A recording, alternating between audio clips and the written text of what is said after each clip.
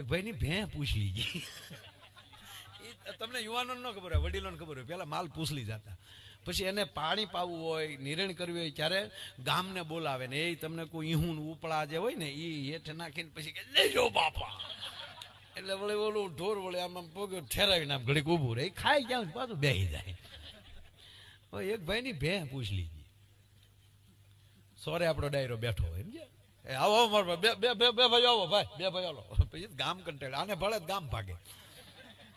ઈ હવે તો સોરો ખાલી કેટલીક વાર જાવું એનું ડોબું એનું એવું પાછું. બે જણા હિંગડા ખેંચે તો હિંગડા ઉષા થાય, પણ ઈ નો ભે ઉછી નો.